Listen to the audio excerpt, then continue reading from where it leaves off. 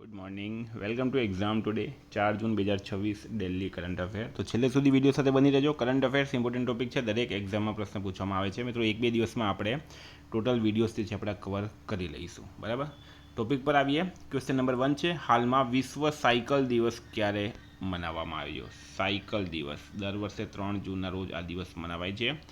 દર વર્ષે 3 જૂનના રોજ વિશ્વભરમાં વિશ્વ સાયકલ દિવસ ઉજવવામાં આવે. આ દિવસ પરિવહનના આ અદ્ભુત સાધનની ઉજવણી કરે છે, જે ફક્ત પર્યાવરણ માટે સારું નથી, પરંતુ આપણા સ્વાસ્થ્ય, તંદુરસ્તી અને જીવનશૈલી માટે પણ ફાયદાકારક છે. તો સાયકલ બધાએ ચલાવવી જોઈએ. હાલમાં કઈ ઈ કોમર્સ કંપનીએ બોમ્બે સ્ટોક એક્સચેન્જ સાથે ભાગીદારીમાં પ્રોજેક્ટ શિખર શરૂ કર્યું છે? તો રાઈટ આન્સર છે Meesho. Meesho e commerce company છે. આ પહેલનો મુખ્ય ઉદ્દેશ્ય સૂક્ષ્મ, નાના અને મધ્યમ ઉદ્યોગ એટલે કે એમએસએમઈસ અને નાના ડિજિટલ વેપારીઓને સ્ટોક એક્સચેન્જમાં સૂચિબદ્ધ કરવામાં અને તેમની મૂડી વધારવામાં મદદ કરવાનો છે. વિક્રેતાઓને બીએસસીના એસએમઈ પ્લેટફોર્મ જોડવા અને જરૂરી માર્ગદર્શન અને સહાય પૂરી પાડવામાં આવશે. સાઉદી અરેબિયા દ્વારા લબેતુમ એવોર્ડ હેઠળ હજ કોઓર્ડિનેટર તરીકે શ્રેષ્ઠ પુરસ્કાર સહિત તાજેતરમાં કયા દેશને 2 પુરસ્કારો એનાયત કરવામાં આવ્યા? તો રાઈટ આન્સર છે મિત્રો આમાં ભારત દેશને. હજ અને ઉમરા મંત્રાલય દ્વારા આપવામાં આવતા પ્રતિષ્ઠિત લબેતુમ એવોર્ડ હેઠળ ભારતને 2 પુરસ્કારો એનાયત કરવામાં આવ્યા. ભારતને શ્રેષ્ઠ હજ કોઓર્ડિનેશન અને શ્રેષ્ઠ સંચાર જાગૃતિ વ્યવસ્થા માટે સન્માનિત કરવામાં આવ્યું હતું. આ પ્રથમ વખત છે કે ભારતીય હજ મિશનને એકસાથે 2 લબેતુમ એવોર્ડ મળ્યા છે. ગુજરાતના કચ્છના ખાવડામાં 3.37 GWHનો વિશાળ બેટરી સ્ટોરેજ પ્રોજેક્ટ કોણે શરૂ કર્યું છે? તો રાઈટ આન્સર છે મિત્રો અદાણી ગ્રીન એનર્જી લિમિટેડ. સ્ટારમાં કરી દેજો આ. બરાબર, અદાણી ગ્રીન એનર્જી લિમિટેડે ગુજરાતના ખાવડા ખાતે 3.37 ગીગાવોટ અવરની ક્ષમતા ધરાવતી બેટરી એનર્જી સ્ટોરેજ સિસ્ટમ સફળતાપૂર્વક શરૂ કરી. ચીન બહાર વિશ્વમાં કોઈ પણ એક જ સ્થળે સ્થાપવામાં આવેલો આ સૌથી મોટો બેટરી સ્ટોરેજ પ્રોજેક્ટ છે. મિત્રો, એક્ઝામ આવી રહી છે ગુજરાત પોલીસ કોન્સ્ટેબલ 14 તારીખે. બરાબર, એક્ઝામ ટુડેનું લેટેસ્ટ 1 વર્ષનું કરંટ અફેર તૈયાર છે. તમારે 6 મહિનાનું હવે કરવું જોઈએ. જેને હજુ સુધી નથી કર્યું એમને કહી દઉં, 9510411961 આ નંબર છે. 6 મહિના, 4 મહિના, 3 મહિના, જેટલા મહિનાનું જોઈએ એટલા મહિનાનું તમને કરંટ અફેર મળી જશે. કરી લેજો. બરાબર, 1 મહિનાની પ્રાઇસ ખાલી 25 રૂપિયા છે. પીએસઆઈમાં 100% કરંટ અફેર આપણું પૂછાયું હતું. તો નંબર છે, બરાબર, એના પર મેસેજ કરો અને કરંટ અફેર મેળવો. નીતિ આયોગના હાલના શિક્ષણ ગુણવત્તા અહેવાલ 2026 મુજબ કયા રાજ્યએ શાળા શિક્ષણમાં પ્રથમ સ્થાન મેળવ્યું છે? તો રાઈટ આન્સર છે મિત્રો આમાં પંજાબ રાજ્ય. નીતિ આયોગના education quality report 2026 school education quality report 2026 મુજબ પંજાબ રાજ્યએ શાળા શિક્ષણમાં પ્રથમ સ્થાન મેળવ્યું. પંજાબે લાંબા સમયથી અગ્રેસર રહેલા કેરળને પાછળ છોડીને આ સિદ્ધિ હાંસિલ કરી છે. હાલમાં કોણે અર્થ પ્રાઇઝ 2026 જીત્યો? અર્થ પ્રાઇઝ તો મિત્રો આ 3 છે, અવિયાના મહેતા, એરિયાના અગ્રવાલ અને વિવાન છાવછરિયા. બરાબર, આ બધાએ હાલમાં અર્થ પ્રાઇઝ 2026 જીત્યો.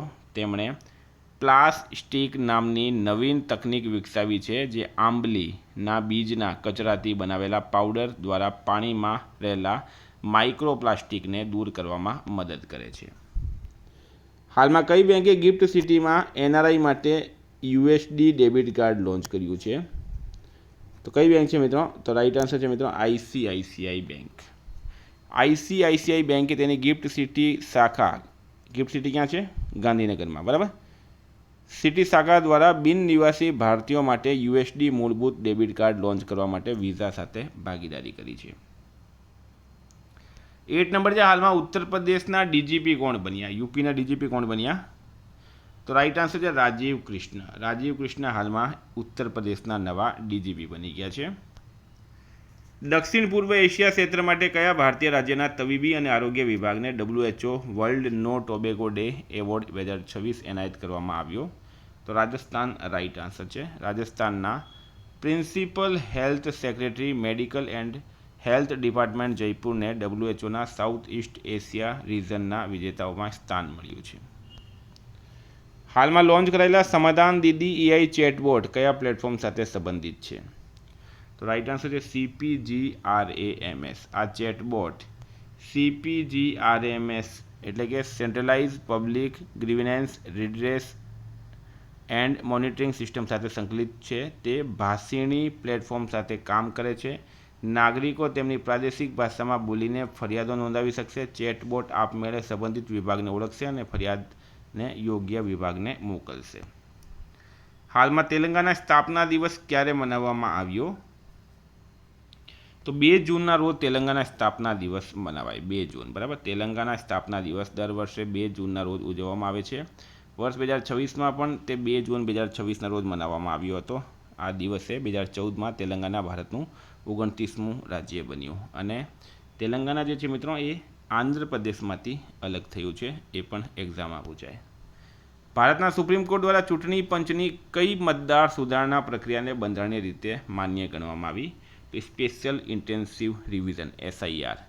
સુપ્રીમ કોર્ટે બિહાર અને અન્ય રાજ્યોમાં મતદાર યાદીની ચકાસણી માટે ચૂંટણી પંચ દ્વારા હાથ ધરવામાં આવેલી સ્પેશિયલ ઇન્ટેન્સિવ રિવિઝન પ્રક્રિયાને બંધારણીય રીતે માન્ય રાખી છે. ચીફ જસ્ટિસ સૂર્યકાંતની આગેવાની હેઠળની 2 જજોની બેન્ચે ચુકાદો આપ્યો. આ કવાયત બંધારણના અનુચ્છેદ 324 અને જનપ્રતિનિધિત્વ અધિનિયમ 1950 હેઠળ સંપૂર્ણપણે કાયદેસર અને તાર્કિક છે.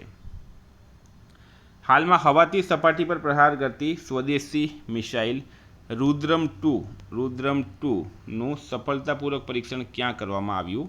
તો રાઈટ આન્સર છે ઓડિશા ખાતે.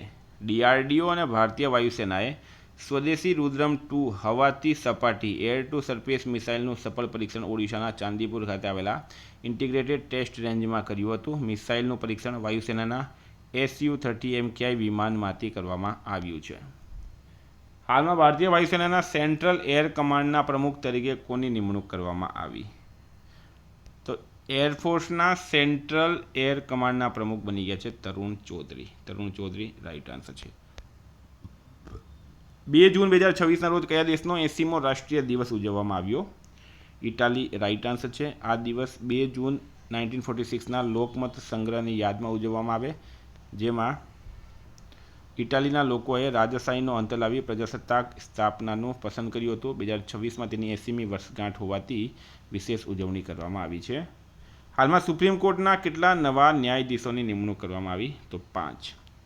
5 કોણ કોણ છે? સીલ નાગુ, શ્રી ચંદ્રશેખર, સંજીવ સચદેવા, અરુણ પલ્લી અને વી મોહનના. બરાબર. હાલમાં ભારતના સુપ્રીમ કોર્ટમાં 5 નવા ન્યાયાધીશોની નિમણૂક કરવામાં આવી. આ નિમણૂકોને કેન્દ્ર સરકારે 1 જૂન 2026ના રોજ મંજૂરી આપી હતી, જેના કારણે સુપ્રીમ કોર્ટની કાર્યરત સંખ્યા વધીને 37 ન્યાયાધીશો થઈ ગઈ છે. તો મિત્રો આ હતા કરંટના પ્રશ્નો. વાત કરીએ રિવિઝનની. 3 જૂન 2026 રિવિઝન પર આપણે આવી ગયા. આંતરરાષ્ટ્રીય સેક્સ વર્કર્સ દિવસ ક્યારે ઉજવવામાં આવે? 2 જૂને. કયા દેશે 16 વર્ષથી ઓછી ઉંમરના બાળકો માટે સોશિયલ મીડિયા એકાઉન્ટ્સ પર પ્રતિબંધ મૂક્યો? Malaysia. Sardar Patel cooperative dairy federation લિમિટેડના પ્રથમ અધ્યક્ષ જૈન મહેતા. હાલમાં મુકેશ સિંઘને કયા રાજ્યના નવા પોલીસ મહાનિદેશક નિયુક્ત કરાયા? મણિપુર. ભારતના 27માં નૌસેનાના પ્રમુખ બન્યા છે કૃષ્ણ સ્વામિનાથન. હાલમાં ઉત્તર પ્રદેશના કયા શહેરમાં નૌસેના શૌર્ય વાટિકા નામના ખુલ્લા હવામાં નૌકા સંગ્રહાલયનું ઉદ્ઘાટન કરવામાં આવ્યું? લખનઉ. કયા રાજ્યના ખેડૂત વલ્લુવરને FAO soil farmer of hero તરીકે સન્માનિત કરવામાં આવ્યા? તમિલનાડુ. કૃષિમંત્રી શિવરાજસિંહ ચૌહાણે કયા રાજ્યના રાયસેન જિલ્લામાં રામસિયા ગામથી ખેત બચાવ અભિયાન શરૂ કર્યું? મધ્યપ્રદેશ. હોંગકોંગમાં યોજાયેલી 22મી એશિયન અંડર-20 એથ્લેટિક્સ ચેમ્પિયનશિપ 2026માં ભારતે કયું સ્થાન મેળવ્યું? બીજો. હાલમાં ભારત અને કયા દેશો છે વ્યાપક આર્થિક ભાગીદારી કરાર અમલમાં આવ્યો? ઓમાન. વિશ્વનો સૌથી મોટો દહીં ઉત્પાદન પ્લાન્ટ હાવડામાં. 13 છે. હાલમાં 39મી નેશનલ ગેમ્સ 2027નું આયોજન કોણ કરશે? Meghalaya. Para javelin thrower Sumit અંતિલે બેંગલુરુમાં કેટલા મીટર દૂર ભાલો ફેંકીને નવો વર્લ્ડ રેકોર્ડ બનાવ્યો? 74.82. સુપ્રીમ કોર્ટે કયા વર્ષથી સુપ્રીમ કોર્ટ બાર એસોસિએશનમાં કાયમી મહિલા ઉપપ્રમુખ પદનો પ્રસ્તાવ મૂક્યો? 2027-28. ISMA રોકાણકારોને મદદ કરવા અને તેમની સમસ્યાઓ ઉકેલવા માટે કયું ઓનલાઈન પોર્ટલ શરૂ કર્યું? Investor support. મિત્રો ગઈકાલે પ્રશ્ન પૂછાયું ઇન્ડિયન પ્રીમિયર લીગ IPLનો ખિતાબ કોણે જીત્યું? RCB right answer. તો આજનો પ્રશ્ન છે પ્રખ્યાત રક્ષા શિખર સંમેલન સાંગરી લા સંવાદ કયા દેશમાં યોજાયું? થાઈલેન્ડ, સિંગાપુર, ભારત કે કોઈ નહીં? જવાબ કમેન્ટ બોક્સમાં જણાવો. વિદ્યાર્થી મિત્રો વોટ્સએપ ટેલિગ્રામની લિંક ડિસ્ક્રિપ્શનમાં છે. PDF માટે 9510411961 પર કોન્ટેક્ટ કરો. Thank you. ફરી મળીશું. જય હિન્દ, જય ભારત.